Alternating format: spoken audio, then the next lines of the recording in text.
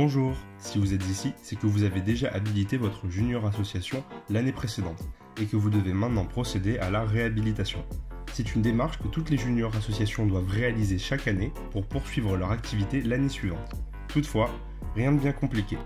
La démarche se déroule en ligne sur l'extranet que vous avez créé l'année précédente. Votre identifiant est constitué du préfixe JA suivi des 4 premiers chiffres de votre numéro d'habilitation. Si vous l'avez perdu, votre relais départemental pourra le retrouver et vous le renvoyer.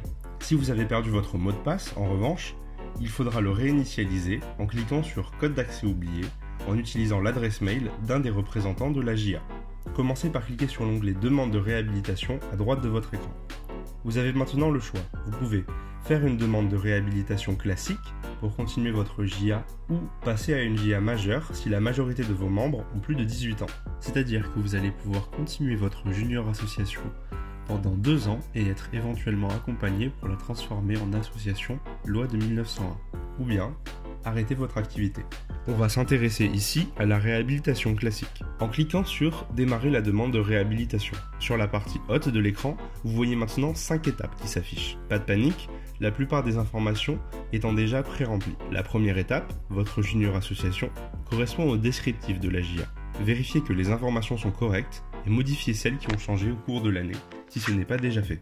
Cette étape est constituée de 4 onglets, coordonnées, projets, organisation et développement durable. Ne les oubliez pas. Attention aussi à bien sauvegarder vos actions à chaque étape en cliquant sur l'onglet en bas à droite. L'étape 2 concerne la composition de votre JA. De la même façon que pour l'étape 1, vérifiez chaque information et modifiez ce qui est nécessaire. Vous pouvez ainsi supprimer les membres ou en ajouter en cliquant sur ces boutons.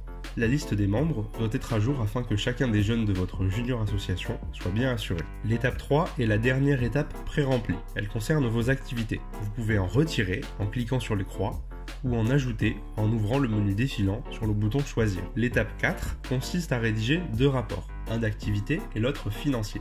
Votre relais départemental peut vous envoyer des exemples pour vous faciliter la vie. Vous trouverez une liste de questions et un modèle téléchargeable pour vous aider lors de la rédaction. Enfin, la 5e étape est une validation de votre réhabilitation. Vous y trouverez les coordonnées de votre relais départemental, des informations sur votre compte bancaire de junior association, ainsi que les engagements respectifs que vous devez lire avant la validation définitive. Une fois validé, vous devez imprimer la fiche d'engagement respectif et la faire signer par tous les représentants, ainsi que par votre accompagnateur, plus la fiche APAC, complétée à l'aide de la fiche d'aide et signée par chacun des membres de la JA. Tout cela doit être envoyé avant le 31 octobre à votre relais départemental.